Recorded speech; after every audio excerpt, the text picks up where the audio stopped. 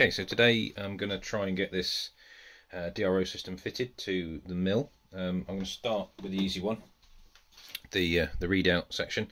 Now, as I said in the previous video, I didn't get the swing arm, but that's not an issue. I'm going to mount this on top of the control box on the mill. So what I've done is I've used these little brackets that came with it, which fit on the bottom, and they connect to this, which is supposedly supposed to go through the swing arm, I think.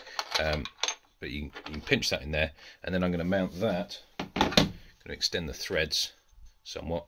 I'm going to use this piece of scrap, get a hole through there, so I can bolt this firmly to this, and then put a hole through each of these to mount to the control box. So let's do that.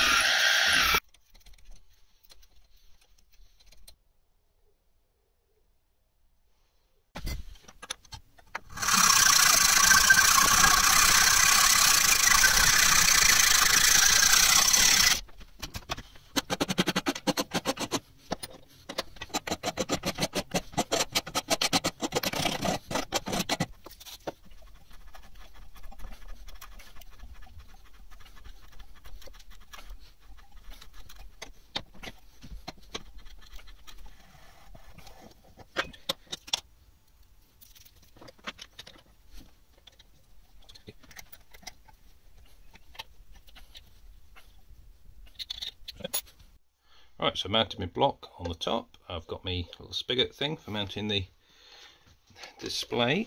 Let's drop it on. Just using a M5 bolt and nylock that came with it.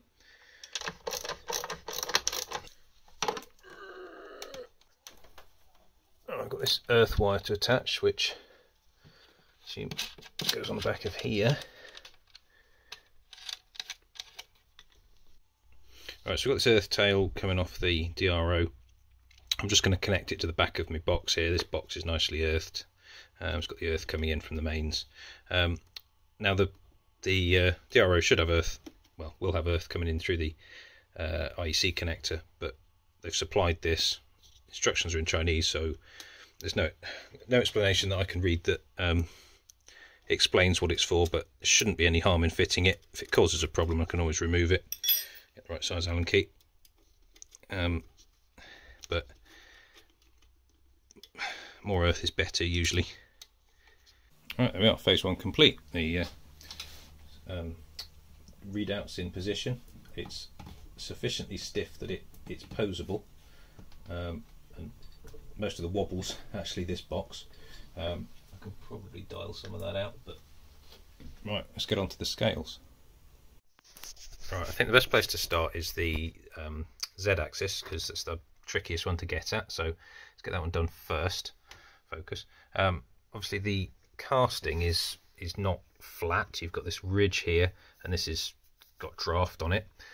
So I've got a mounting hole there, which I shall pick up on from the Touch DRO version.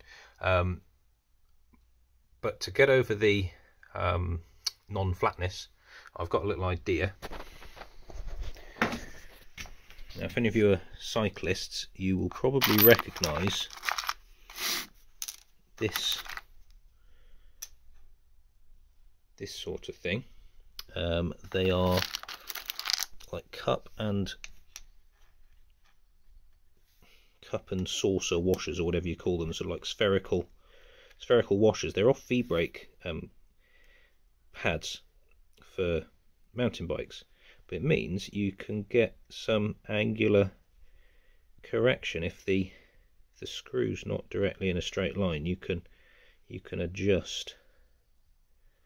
So I think I'm going to try using those to see if they work for mounting up the scale. See if we can get it nice and square.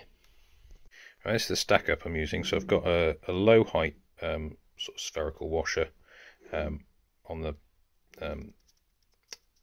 cap head side, and then on the other side I've got the slightly taller one, and as you can see I can wiggle it backwards and forwards and it'll keep the mating faces so parallel effectively, because they've both got the same amount of wiggle, and I'm just using some penny washers to pack it out. So we've also got that adjustment as well.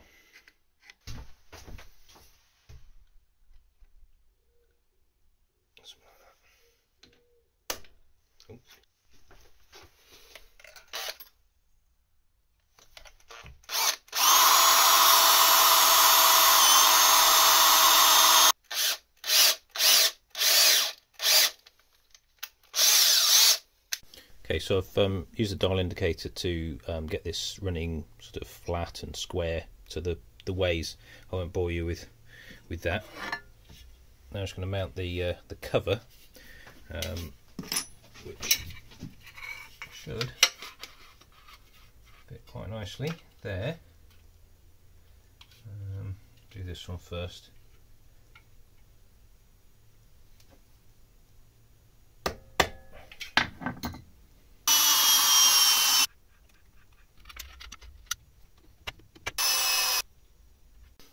Right, so I've come up with a plan to attach the bracket to the mill. I've got this block, which is just a bit of scrap from a previous job. So I'm going to use that to mount to the moving part of the column. Okay, you can see I've mounted the block just in there on the moving part of the column.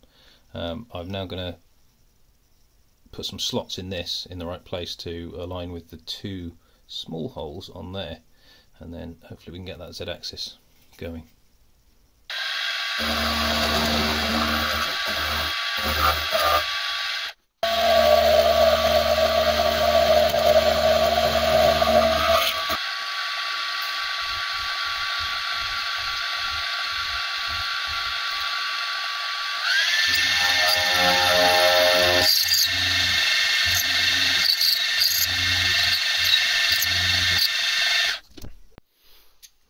Assemble bracket, let's put it on the thing.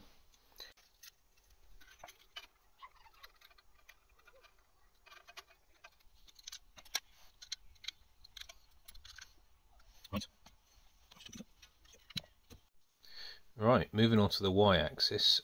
This section of saddle, whatever you call it, is appears to be machined, because this upper bit is rough cast and painted. This looks like it's been machined, so it looks like that's a flat surface, and winding the carriage along has a little bit of movement, but it's incredibly flat considering it's painted. It's hardly moving at all on the dial there. Oh, it's just fallen off. It's because I've hit the arm, but that looks square enough to me. Piece of this material, which has got a bit of a T-slot in it, so I should just be able to cut off a section, mount it on there, and use the T-slot to bolt the scale on. See how well that works.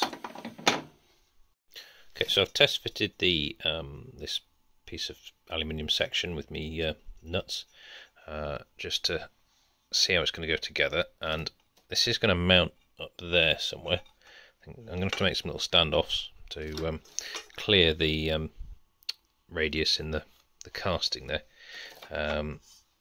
but that looks like it should be okay.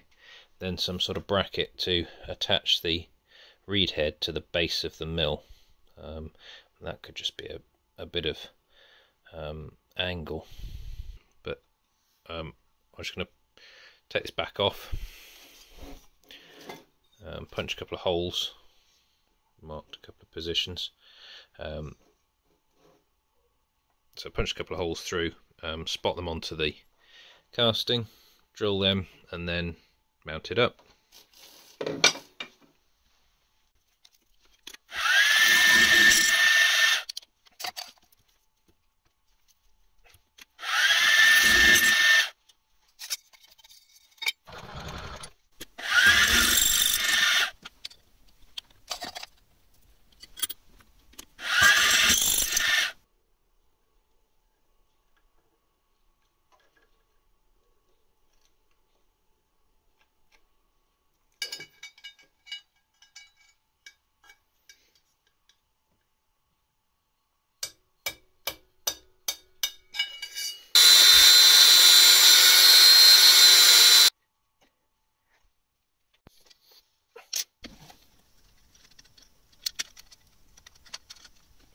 Right, so Y-axis scale fitted to the carriage there. I'm going to lose a small amount of travel because you can see that the hand wheel is going to collide with the scale just about there, but it's only a tiny amount at the end.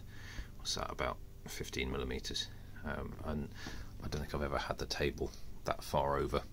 I'm not going to lose it at the other end, and I'm probably more likely to drive it the other way. So I think I'm prepared to live with that for the moment. I'll put in a stop in there, so it sort of one of these cap screws or something adjustable, so I can set the stop point on the casting there.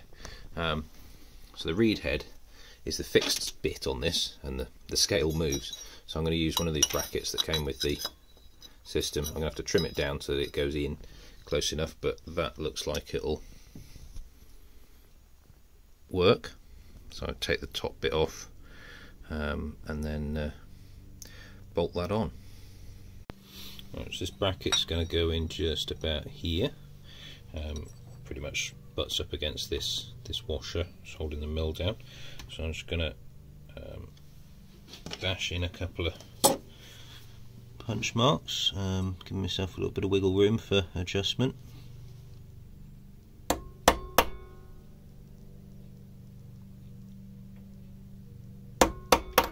Right, and I'll drill and tap that and bolt it in.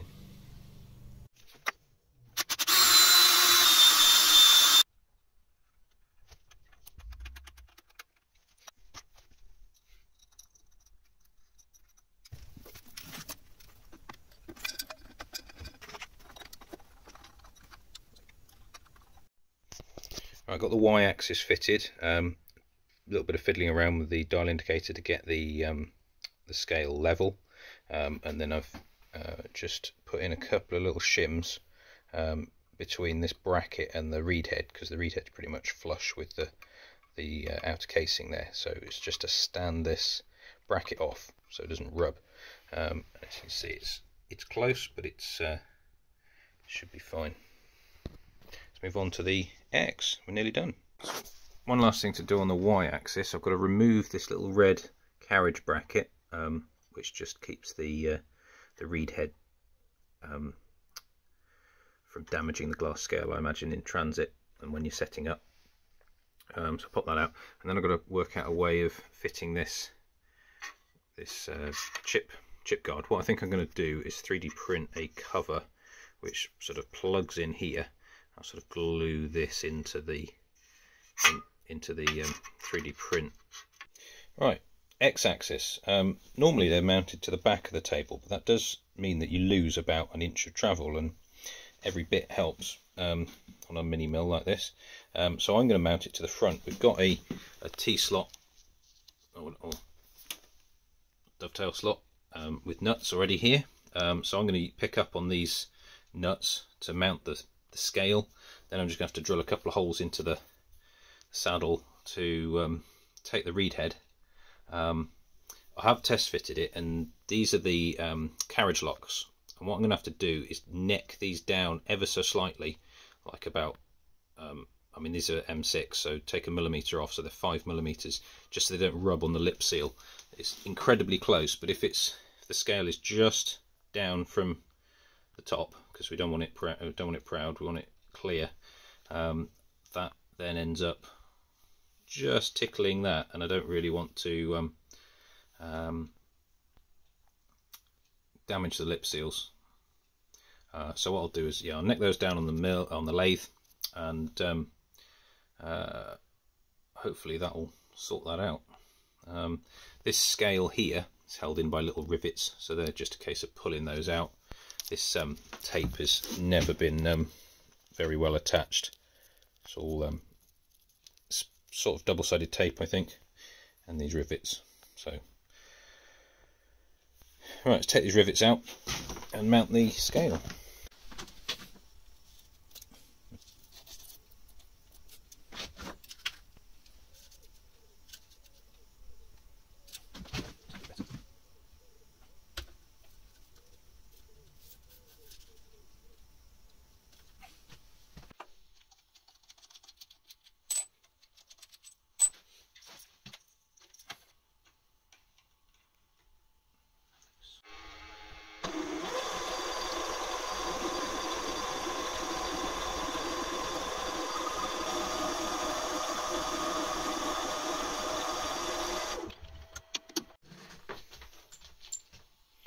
So I've necked down the screws, and these are some little knurled thumb wheels that I've fitted to the screws that were on there.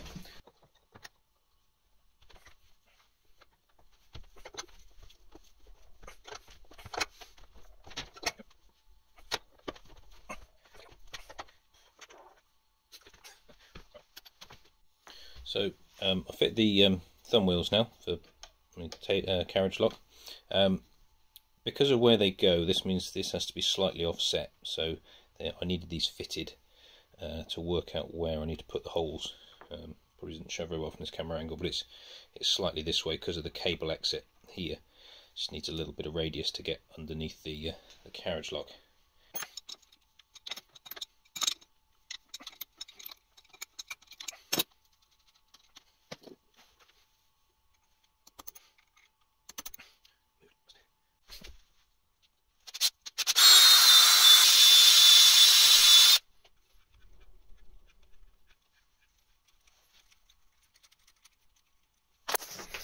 Right, so I skipped a bit there. So I drilled the holes and tapped for the reed head, mounted everything up. There's a little bit of shim or washer which I made up. Can't really see it in there. Done one each end just to stand the scale off ever so slightly, so that it's not rubbing on the saddle, because there's an ever so slight forward step on between the table and the saddle. These tops are ever so slightly flush to the table, so that if I did want to clamp anything right up here, that's not going to be an issue. Not sure I will. The bits of the extrusion are flush, sub flush anyway. Focus. Yeah, you can just see the table there, so that's just below. In the previous episode I said that the manual was in Chinese. I still haven't found the manual for this exact model, but I've found other manuals, and it's given me a hint as to how to do the sort of behind the scenes setup. So what I've found is if you turn it off, hold down the enter key, turn it back on, it goes into a setup screen. Now the only thing that I really need to adjust, other than the camera, is the direction of some scales. So Z I've already reversed, Y I don't need to, but I think X I do. So I'm going to say yes, X reversed, exit, exit, save settings, and it comes back out. So that means if I go this way, X is going positive. Yeah, and that way is negative. Yeah. Okay, so here's what I've come up with for the chip guarding on the Y-axis. I've 3D printed this section, which the supplied chip guard sort of plugs into, and I've then used some double glazing, double-sided foam tape under this little bit of L section. Basically, just take that to this bit of section that I screwed to the saddle there, and screwed it. This is a screw there and a screw at the other end. And that's just holding that firmly enough in place.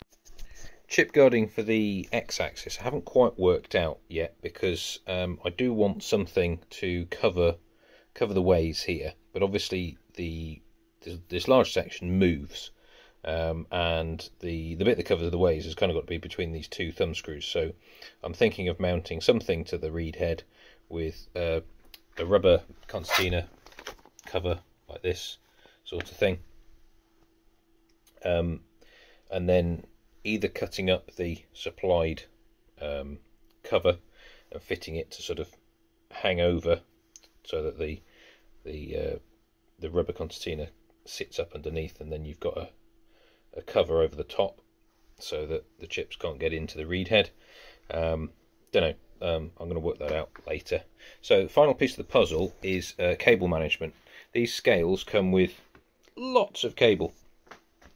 So what I've decided to do, because access to the back is limited and I'm not feeling like unbolting the mill and moving it out just to bolt in some cable management, I've dug out this. I've got a bit of plastic channel, and I've just mounted up a spacer with a screw and a big washer, and the idea there is that I will stick this to the back of the column with some double-sided tape, foam tape, and hook, a bit difficult with one hand, but basically, there we are, hook the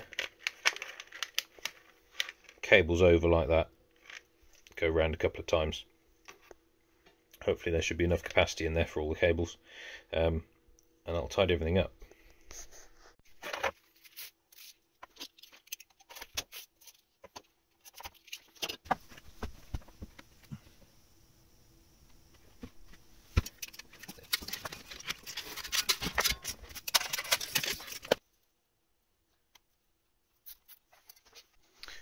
Alright, so there we go, that's one 3-axis DRO fitted and functioning on my mill. Still got a bit of tidying up to do with the cables. I'm going to run it for a bit, make sure everything's the right length and stuff before I finalise everything. Obviously, you know, I might find that things are getting a bit too tight or a bit too loose or something. So there we are, but just a little bit with the xaxis chip cover to tidy up, but that's about it. Thanks for watching.